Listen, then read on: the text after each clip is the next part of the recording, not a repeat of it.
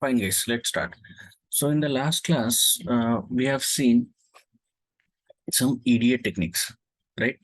So, before that, we have seen a toy data set end-to-end ML process, and then we have seen few EDA techniques, right? Univariate and multivariate. So, post that, my plan was actually to show you few more EDA end-to-end process, but the point here is we have another concept called as feature engineering, and feature engineering and this EDA almost go hand in hand. Okay, so you will use both of these almost interchangeably. Fine. So for the same data set, you will apply few EDA techniques, and then again there will be need to apply feature engineering techniques. Fine. So I thought of first completing these feature engineering techniques. So what all we need to cover. Post that we can go for the end-to-end data sets where we will be using both EDA and also feature engineering.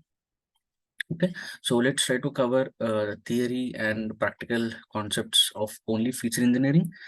Okay, then we will see a example of both EDA plus feature engineering on multiple data sets. Okay, fine. So now for today and next few classes, we are going to discuss about feature engineering, guys. Okay, so to start with, what is feature engineering? Fine. So the word itself is self-explanatory, stating that. See, I think you are well aware of features by now. Fine. So you are going to have, okay, one will be the Y, which is a target or label, and remaining all will be the features. Fine. So as I said, these features are like oxygen to any model, because if I think I said you one statement in machine learning. It's called garbage in, garbage out. That means if you send in garbage, it will also send out garbage. Okay, that means if you don't provide good features, obviously you cannot expect good model. Fine. So it is extremely important to analyze or engineer each of these feature. Okay, to understand if at all you need to take any action on this feature. Okay, action in the sense, in some cases you might need to directly drop this feature, or in some cases you might need to apply some transformation on this feature, or do some scaling on this feature, or combine with some other feature and create new feature. Okay, multiple things like that. Okay, so that's why you need to understand each of the feature which you are planning to send it to model. Okay, so to the maximum possible level, and then you can start proceed for the model training. Okay, so this is at a high level what is the feature engineering mean. Okay, and also why it is important for a why feature engineering is important is, over here if you see, a weak model with good features outperforms a great model with weak features. What does it mean? That means if you have a weak model, okay, but you are sending with good features. Okay, you have well feature engineered and you sending good features. Okay, and the other side you are having the best model. Okay, but you are sending weak features. Okay, so this model, okay, where the model is not that great but the features are excellent. Okay, so this will outperform this one.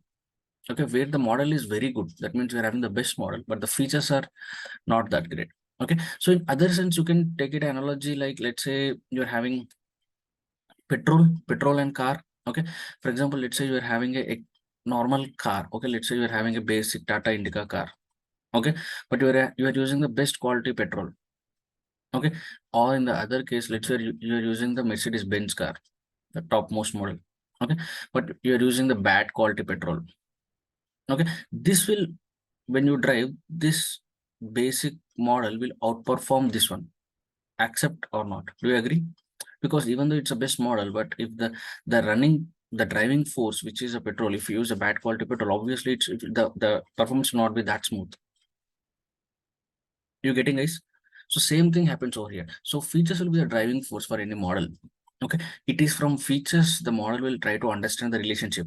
Fine. So if you have certain unnecessary things in the features, like let's say the scaling is completely different, or if it is having missing values, etc. So even if there is a best model out there, still it will have some struggle. Okay, but if the features are good, okay, so even with the normal model also you can achieve decent accuracy score. Okay, is it clear? Is did you understand the basic idea of why feature engineering is important? Yes, Santosh. Okay, fine. So now next thing, okay, so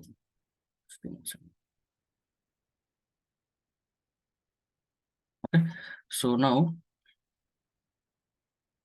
broadly, right, broadly feature engineering is divided into these types, guys. Okay, so one is feature transformation, feature construction, feature selection, feature extraction. Okay, now what are these? So to start with, feature transformation is given a feature. Okay, that means what? You have a column, right? You are going to transform it into some other column for better results. Obviously, everything you do, it will be for better results. Okay, but here the technique is you are going to transform it into some other feature. So how, what transformations which we are going to use, it depends. For example, you might, we have learned some transformations in our stats class. You remember, it could be log transform. Okay, or what all transformations you have, yeah, over here if you see the transformations, see, you have log transform, you have reciprocal transform, you have scale transform. Okay, or you have box cox, you have eo Johnson. Okay, so you can apply some transformations on the given column. Okay, so that the newly formed column is better when compared to the actual column. Okay, now this is just high level, we are going to see what all we can do.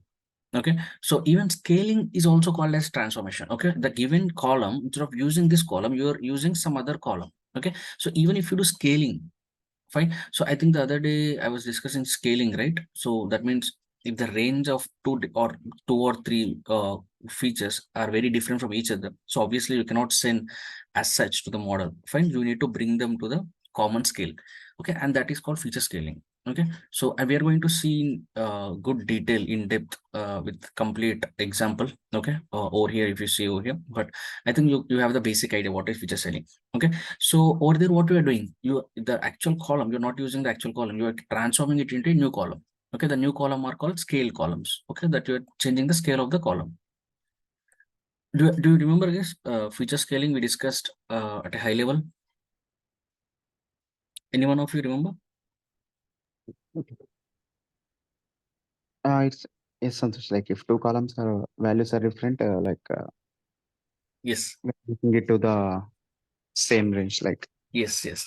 Okay. yeah, So even that is also feature transformation if you see. So feature transformation is simply instead of using the actual column, if you're transforming the values to some other values, obviously that will come under the feature transformation heading.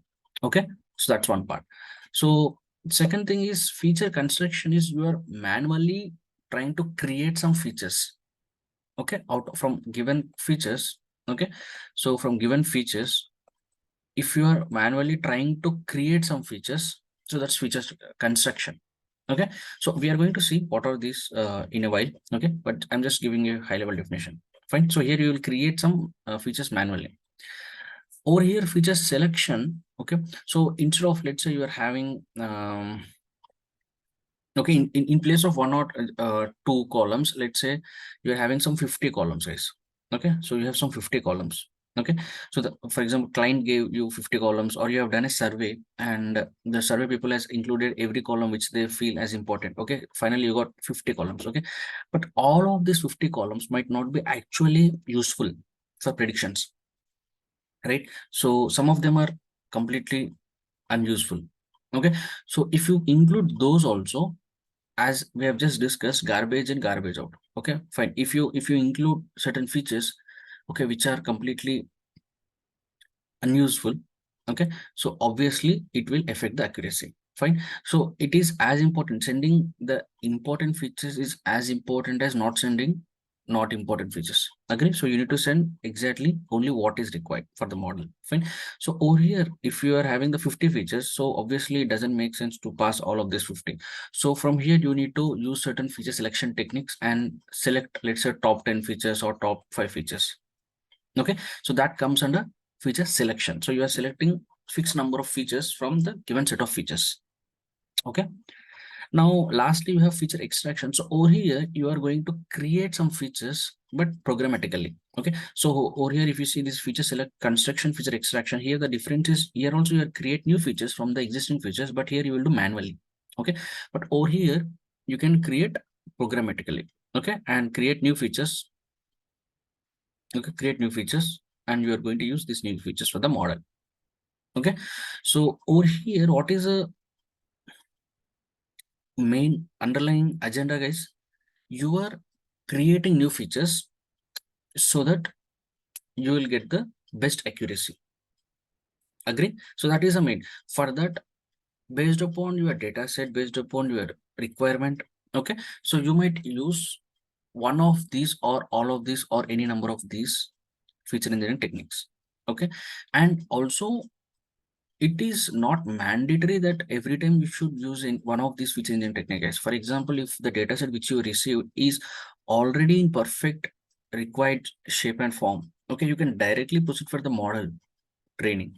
Okay, no one is stopping you from that. Okay, you can do some basic checks and like missing values and scaling if everything is perfect by default. So you can directly skip this feature engineering and proceed for the model training. That's completely fine. It's not like any mandatory step.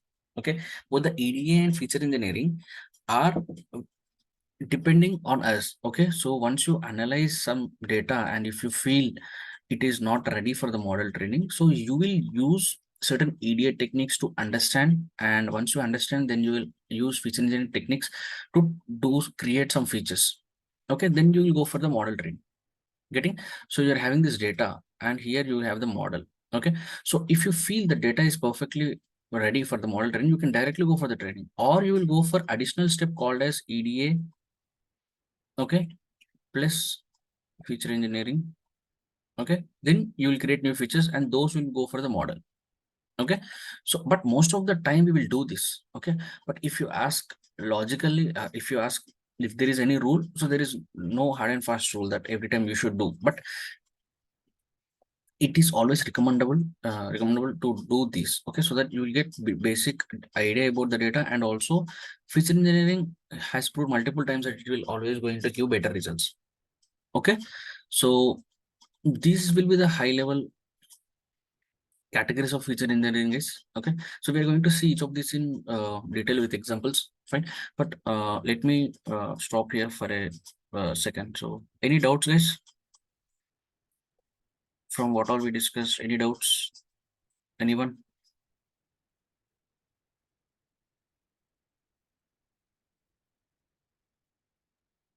Fine, Santosh. Okay, fine. So now let's see the first one, which is feature transformation over here. Okay, so fine. So in feature transformation, so what will be the main techniques and where all it can be used and what will be the impact of these? Okay, we are going to see that. Okay, so let's start. So firstly, feature transformation, okay, it includes checking the missing values. That means what? Let's say you're having, these are your features. Okay, you cannot directly use them because you are having some NaN values. Okay, so you are converting this age column into a new column. Okay, that means what? You are handling this missing value so that you are filling with some values. Okay, what are these values we will see? Okay, but it is just we are not using the exact column. We are transforming it into some other column where you don't have any missing values. Okay, so this will also come under feature transformation. Agree? Basically, what is feature transformation? You are not using the given column, but you are transforming it into another column where it is having some new values. Okay, so obviously here you are having new values. Fine. So this is also feature transformation. So missing values will be one basic thing which we need to check. Okay, once you have the data set. Agree? After that, next you have handling categorical features. Okay, so over here, if you see, you are having this column called as animal. Okay, so animal, if you see, you are having dog, cat. So all these are categories. So obviously, model or for that matter, computer cannot understand these. Fine. So because computer understands only zeros and ones. Fine. So that is the reason we need to convert these into some numbers, okay, or some categories. Okay, so for that you have a technique called as one-hot encoding.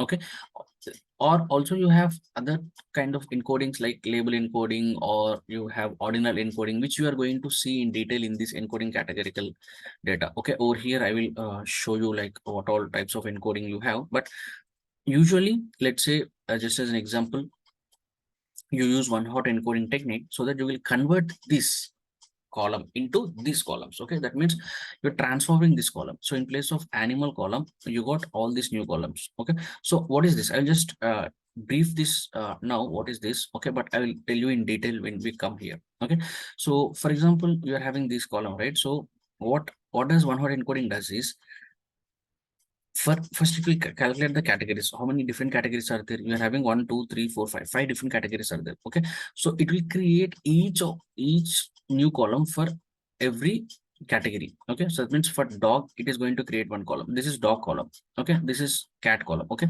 for every category it is going to create a new column. Okay, so for example, if you have dog, one more dog, if you repeat, okay, so it will consider both dogs as one only. Okay, there will be only one dog category or one dog column. Okay, so for every unique category, getting, so for every unique category in this column, it is going to create a new column over here. Okay, so you have 5 different categories, you will have 5 different columns. Cool. After that it's simple. So in this first column, okay, if you see in the first column, this is in the actual column you are having dog. Okay, so the actual column it is dog. So over here also, only in the place of dog you will have 1. Okay, remaining all will be 0. Okay, now this cat, only in the place of cat you will have 1, and remaining all will be 0. Same like everything. For example, if it is lion, only in the place of lion over here it will be 1, remaining all will be 0. Okay, that means wherever you are having this category, only that category will be 1. Okay, and remaining everything will be 0. So it's called one hot because only that particular column will be hot. Okay, usually in this, 1 is hot, 0 is cold. Okay, usually it is coming from that. Okay, only that will be hot. That means only that will be 1. Okay, remaining all will be zeros. Okay, so only that's why it's called one hot. Okay, this is wherever you are having 1 that is hot. Okay, that is alive, anything you can think of. Okay, so remaining everything will be dead or they're cold. Okay, so that's why it's called one hot encoding. So this dog column from the original data set is now transformed into this 10000 is no dog, and one feature got transformed into 1 2 3 4 5 features. Fine. Now if you want to say lion, it will not, computer will not understand lion. But if it says 00010, now it will understand that it is lion, because you have converted into one hot encoding columns. Getting, guys? Any doubts?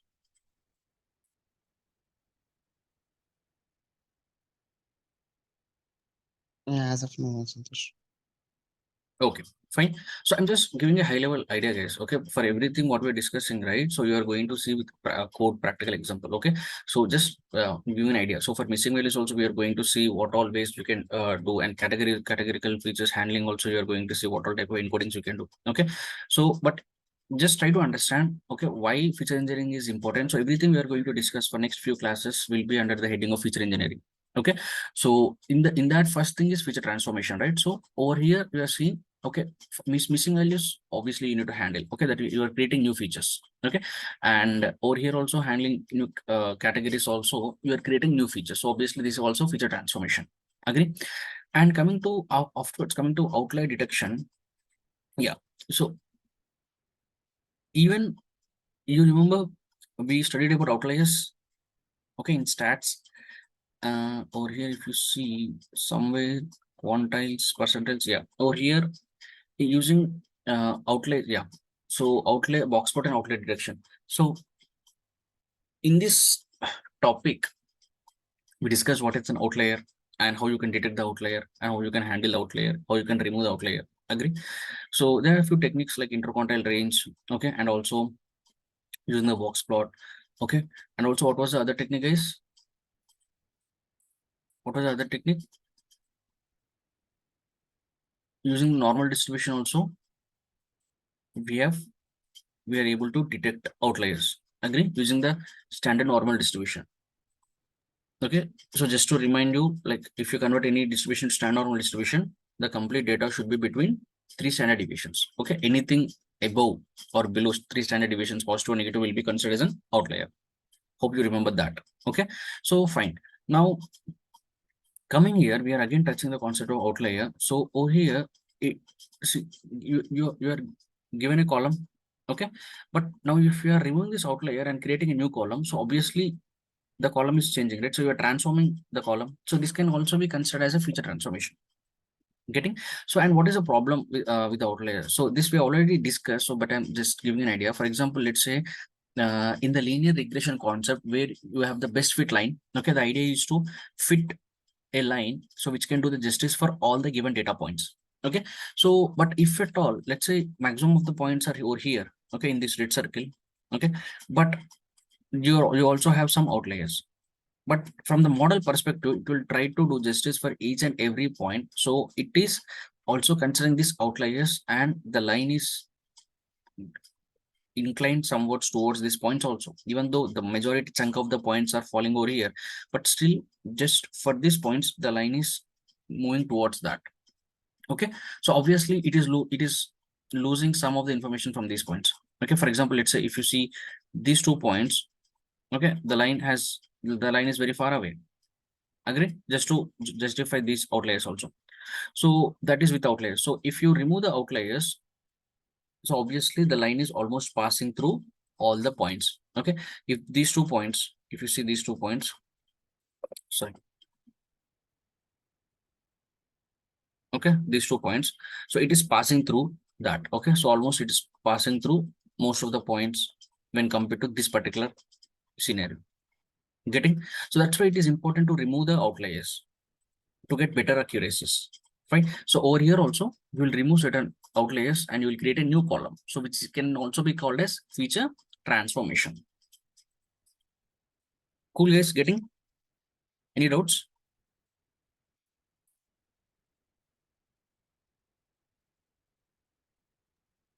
No, Santosh. Okay.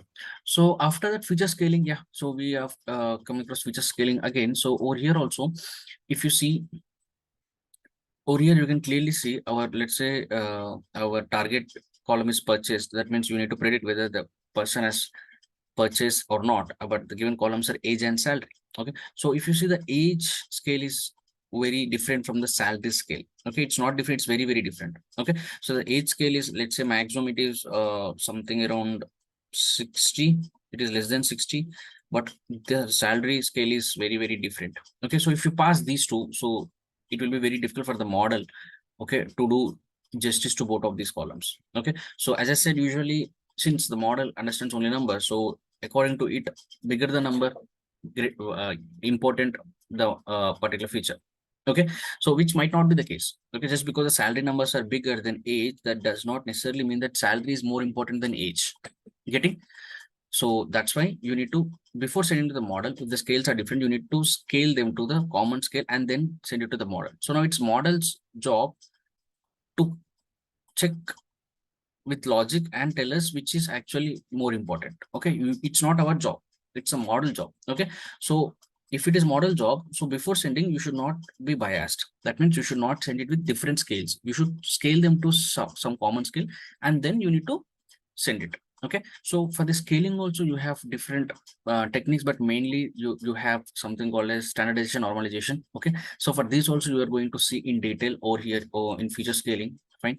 So over here you are going to see the standardization normalization techniques with examples, intuitions and code examples. Okay, so you will have end-to-end very good knowledge on feature scaling once we discuss this feature scaling. It's very simple and very interesting and useful, I would say. Okay, and so that is regarding feature transformations techniques at a high level, guys. Okay, this is theoretical. Okay, now over here, what do we have? Next thing you have feature construction. Okay, so feature construction, I'll just give you a basic idea over here. Okay, so for example, this is your Titanic dataset. Okay, so I hope everyone remember the Titanic dataset. So let's say you are having these columns, okay, survived, class, name, sex, age, okay, and this is called as SAB, that means sibling spouse. Okay, so this is sibling and spouse, number of siblings or spouse. Okay, and next thing is PARCH, that means parents or child. Okay, the number of parents or child. Okay, so you are having this column. Okay, next is ticket column, next is fare, etc., etc. Okay, so over here, if you see, okay, as a data scientist, if you observe, and you might think, why to have these two columns when both of them actually mean a family. Okay, so whether it is sibling or spouse or parent or child, so ultimately it is a family. So instead of using two columns, so you can create a new column called as family members. Okay, so which is equal to this plus this. Okay, this plus this. Okay, so obviously you are going to have 1 plus 0 1, 1 plus 0 1, so over here 3 plus 1 4, and 0 plus 2 2, 1 plus 0 1, kind of. Fine. So instead of two columns, I've combined two columns. I created a new column manually. Okay, that's the point over here. Okay, so feature engineering over here, in feature construction, we are going to generate few columns manually. Okay, that means by looking, you get some idea, or you have some knowledge on this domain. Okay, so you can create new features manually. Okay, so that comes under the feature construction. Okay, any doubts, guys?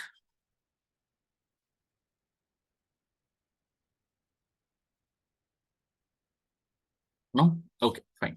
So after that, we will see at a basic what is feature selection. Okay, so over here in feature selection, as I said, we are not going to use all the features which we are given. Okay, but we are going to select only few features which we think will definitely help us in the model training. Okay, so one example over here is this is an example of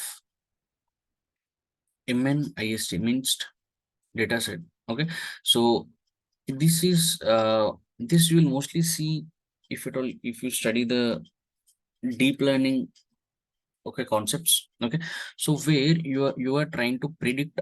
Okay, we are going to predict the digit. Okay, for example, see, I'll just give you a brief.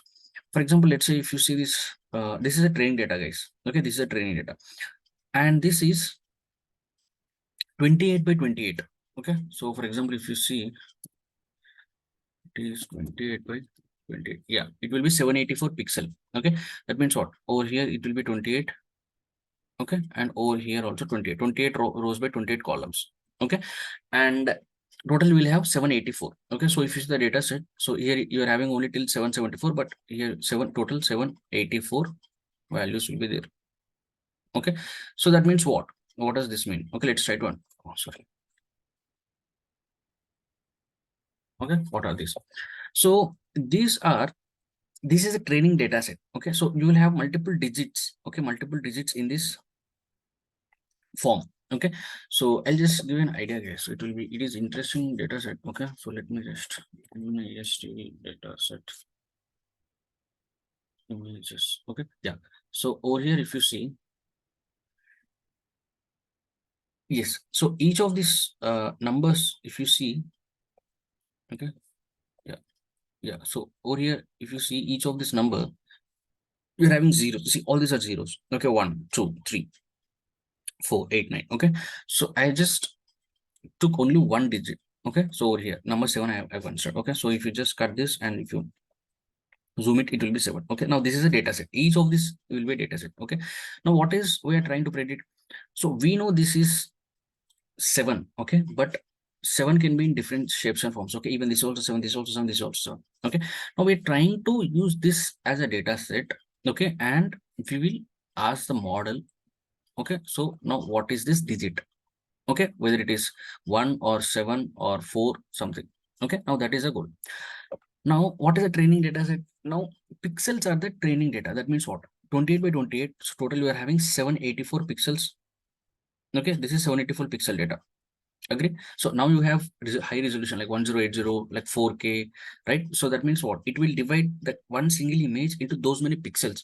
So now once you induce clarity into each and every pixel, the overall image clarity will obviously increased. Agree, guys? So if it is 28 by 28, so you're dividing only the complete image, you are dividing it into only 784 pixels.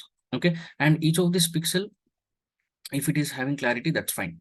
But let's say if you're dividing the same image you're not going to change. Okay, same image, if you're dividing it into, let's say 1084 into 1084. Okay, you getting? So if you multiply this, let's say you're having some like a big number. Okay, these many pixels in one image. Okay, and if if every pixel is giving clarity, so obviously the combined effect of these many pixels, you'll get high clarity pictures or high definition, ultra high definition pictures. Okay, so that's what I think. As of now, we are having like 4K. Okay, that's what I've seen. Fine. So, but in this data set, we are having, let's say 28 by 28 basic, oh, sorry, basic images we are having. Okay, so total 784 pixels we have. Okay, so over here, if you see the index 0, 1, 2, so each row is one image. Okay, so each row. So, for example, if you see here, this is label 1.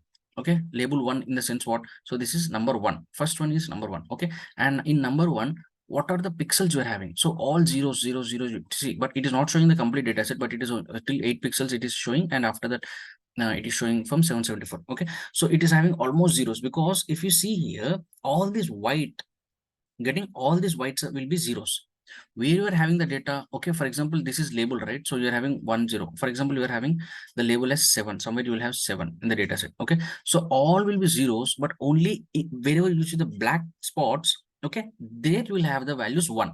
Okay, because there is they only there you are having some data available, because remaining everything is white, so that will be 0. Okay, so only in this part you are having 1. Okay, so let's say some pixel around, I'm just guessing like 200 pixel, and this will be some 400, or this will be some, okay, 500. Okay, only in some patches, only in some features you are having the value 1 for number 7, remaining all will be 0. Getting this? Are you understanding what I'm trying to say, everybody?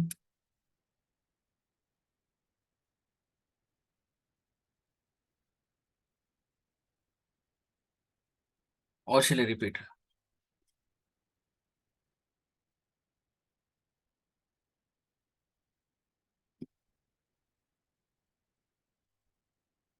Guys, you there? Yes, sir. Getting or not?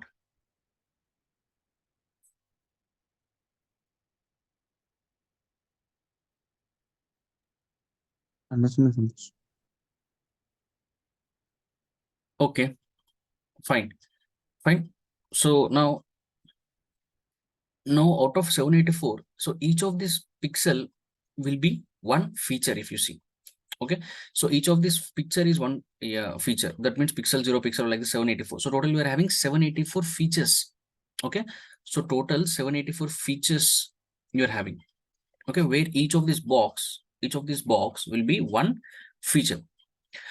But the problem here is, are all these 784 features are important in every case? No, because if you see here, see for 0, some boxes are having black. Okay, for 5, some other boxes will have this black. Wherever the 5 is there, that is black boxes. Okay, for 7, the black boxes are different. 8 different, 9 different, 2 different. Getting? So only wherever you are having this black boxes, okay, that is where you are having the actual number. That is the useful data. This border completely white, whatever you are having, right? So that is useless. Okay, so all this white, what I should do with all these pixels or all these features are useless. Understand? So as I said, every pixel is a feature, and most of the features, that means most of the pixels are white. That means most of the features are white. So all these are useless. That means all these features are useless. Getting? And if you see number 1, for example, if you see number 1, it's just a small line. And see, if you see, I think 80% of the given image is white, and only the 20% is black. Okay, that means most 80% of the features of this 784 are not useful. Okay, only the middle one, wherever you are having the black white, okay, only the 20% of the features will be useful. Okay, so instead of using 784 features, if you use, let's say some 100 features, that will be enough. Okay, so same thing goes for the every other digit. Okay, so for if in 7, so you are going to consider only these boxes, only these features. Okay, wherever you are having some information. Okay, and ignore all this. So each of this row is denoting one image, Okay, over here, this is first, this is imaging number 1, this is denoting number 0, this is number 1, this is number 4. Okay, but instead of using 784, okay, you can select only those features. You can write just some simple Python code to select only those features, okay, where you are having the actual value. Okay, some 784, you can do feature selection and take, let's say, some around 200 features where you are having the actual data. Getting? So from 784, you have decreased to 200. So obviously, there will be much more burden reduced on the model. Okay, so even 200 is also high. Okay, but for deep learning model, it's okay. Okay, but for machine learning model, it is still high. Then you will need to use some other techniques. Okay, which we'll discuss like PCA, etc. Okay, but the concept is this, guys. Instead of using all the features, you can analyze and select only a set of features. Okay, so we are going to see this also with an example. Okay, since this is the first class of feature engineering, I'm just giving a basic idea of different techniques. Okay, but is the idea clear, guys? Any doubts or guys on track?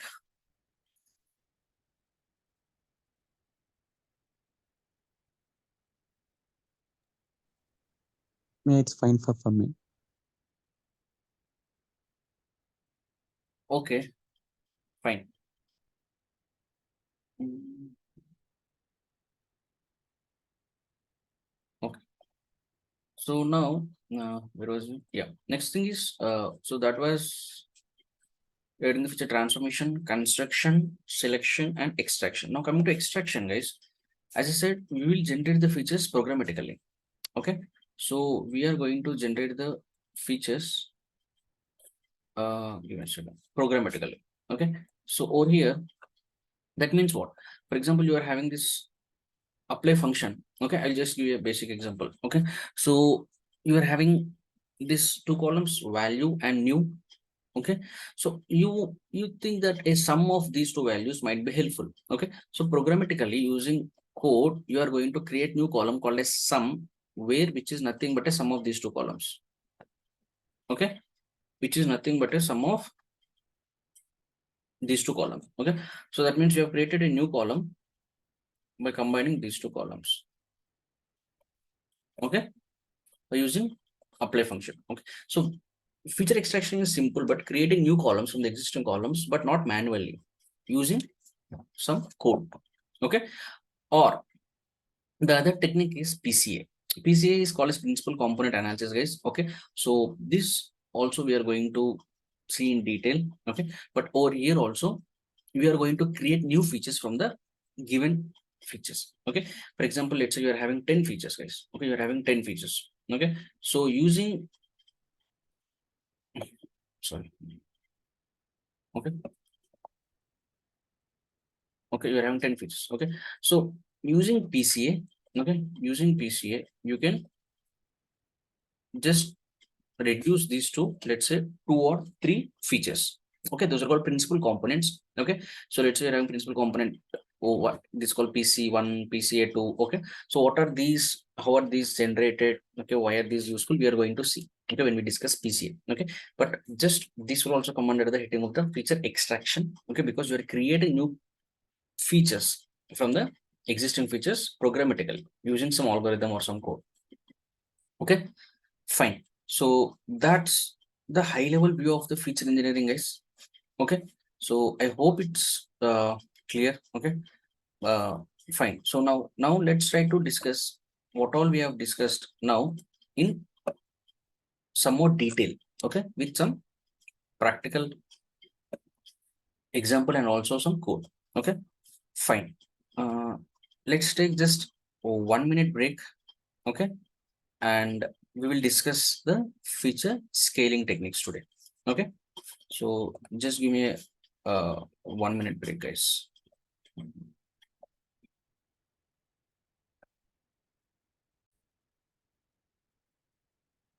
Okay, guys, you guys there?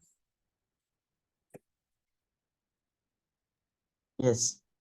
Okay, fine. So let's start understanding feature scaling, guys. Okay, so feature scaling is actually a very easy technique of feature transformation. Okay, and it is usually the last step in any data pre-processing step, guys. Okay, that means what? You will do what all that is required. Okay, you will transform the columns, or you'll handling the missing values, you'll do the EDA, etc., etc. Usually in the last step, you will do the feature scaling. That means you'll bring the columns into similar scale, common scale, and then you will proceed for the model training. Okay, so I think you already know what is feature scaling, because I have discussed multiple times even in today's class also. Okay, that means just scaling, bringing them into some common scale. Okay, because if the ranges are very different, it is very hard for the model, okay, to understand the pattern. Okay, we will see with an example what I am saying, whether it is correct or not. Okay, so as I said, for example, if you're having these columns, okay, IQ and CGPA, fine. So what is IQ? IQ range is usually will be around greater than 100. Okay, agree. IQ will be usually greater than 100, and CGPA will be usually less than 10. Okay, so now for these two columns, okay, these two columns, if you send them as such without any scaling, so obviously the model will struggle. Okay, the model will struggle. Fine. So now it's very feature scaling is very important. It features a huge scale difference. Okay, so it is usually important, but if the scales are very different, it is more important. Fine. And now it is also very important for the model that work on distant measures. Okay, so now there is also important point, feature engineering. Now what does that mean? Now you understood that if the scales are different. Okay, now what is scale? Now scales are just the ranges are different. That means some numbers are different. That means CGPAs are less than 10 and IQs are greater than 100. Okay, so what these are numbers. Now when this will be important means there are some models which will work on the distance measure, guys. Okay, so as of now we did not discuss models, so but I'll just give an example that let's say you are having some models like KNN. Okay, as an example, KNN is a model which primarily works on the distance measure. Okay, that means whatever the values which you are providing to it, it will just plot it on a 2D or n-dimensional space, and based upon the distance only, it will just calculate its logic, whatever it is having inside the KNN. Okay, so but if you're having two different features of different scales, so obviously it will be biased. Okay, so for wherever the models which will work on the distance, so the feature scaling is very, very important. Otherwise you are introducing some bias. Okay, but there are some models which does not require any feature scaling. Okay, so just remember, every technique we are going to study will come with few conditions. Okay, it's not as I said, it's not mandatory that every technique which we are discussing you should and must use. No. Okay, feature scaling also, it is very important.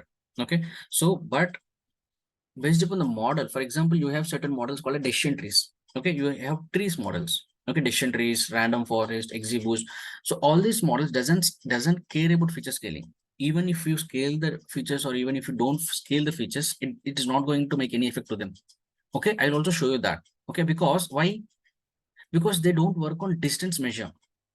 Okay, so they don't work on calculate the distances. Their algorithm or their logic is completely different. Okay, and the feature scales does not matter to them. Okay, so you should also take this model into account. Okay, and based upon that, you can take a decision whether you should go for feature scaling or not.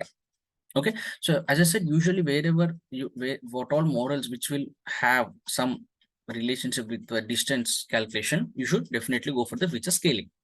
Okay, and now you can ask, even for let's say decision trees does not care, but if you do feature scaling and send, then there is no problem. You can do the feature scaling and send to the decision trees. Okay, that's fine. But what I'm saying is, even if you don't do for such models, also then it is fine. Okay, for example, there is XGBoost model. Okay, so there it can by default do the feature scaling. Okay, it can do many things inside it, or you don't need to explicitly do it inside it. Okay, like that. Okay, but there are some models like KNN, or there is some model, let's say from clustering you have K-means, which will also work on the distance measure. Or one other famous example would be gradient descent.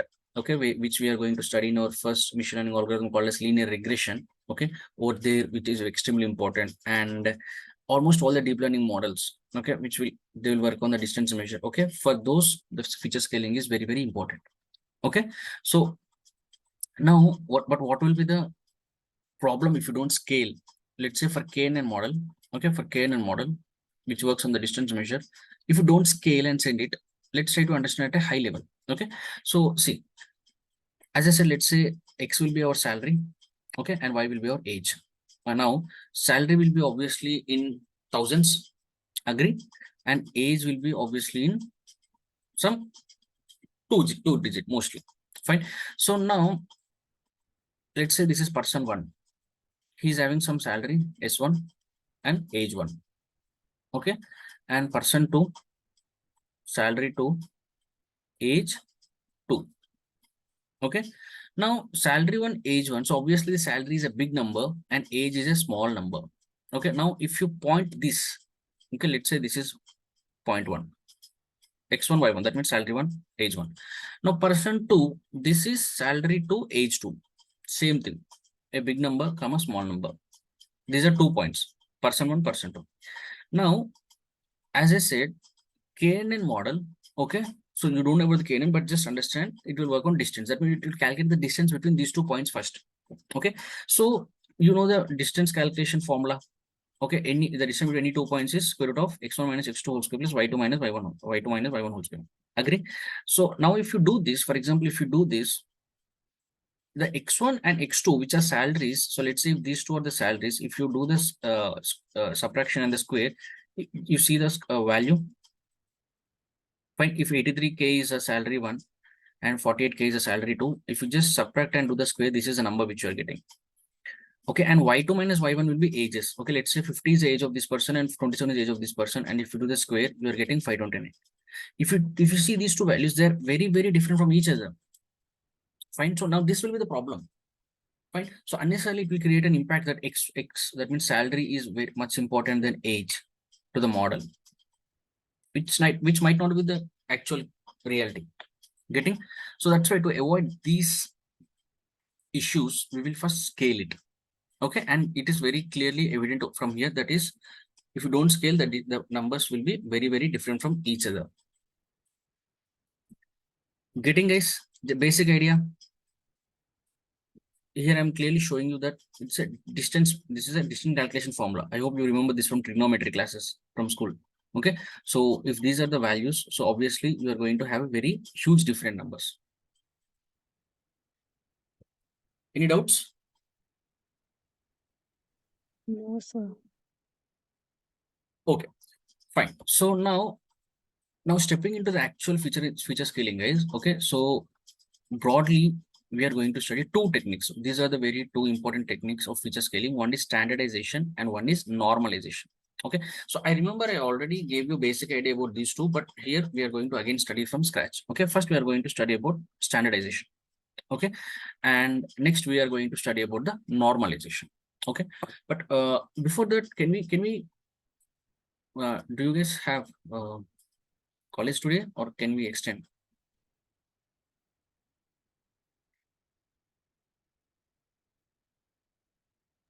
Going to college, sir. Okay, fine. So 1 second. Okay, cool.